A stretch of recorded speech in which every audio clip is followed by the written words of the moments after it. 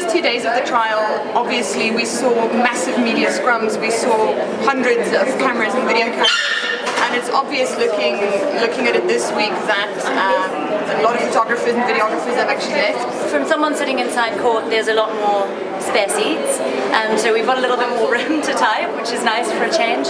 But I also think in the last couple of weeks we've been kind of spoiled. Like every day there's been a new interesting witness with a new interesting angle on the case. Now we're getting into sort of forensic experts and police officers. We're going to be seeing a lot of similar testimony, so I think there's a little bit of waning interest there. However, having said that, as soon as we see any sign of Oscar getting close to the stand, everyone's going to be back, and there's going to be as many people as there were at the beginning, if not more. I think the lull was expected. I think the trial we knew was going to take place for a long time. Even though it was set down for 3 weeks, we kind of knew that it would be extended. I think that was a given, it was obvious. So it makes a lot of sense that a lot of people lose interest. And also there are other things happening.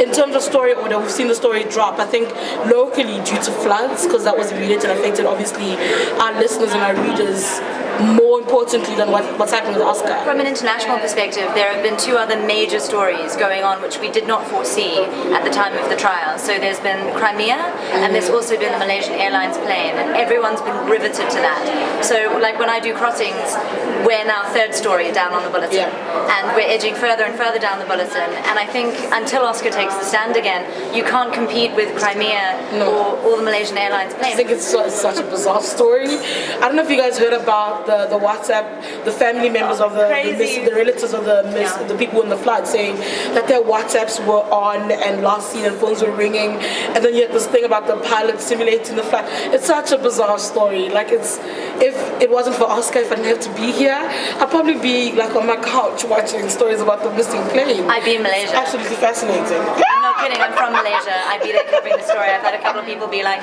do you want to go off Oscar? And I'm like, yeah!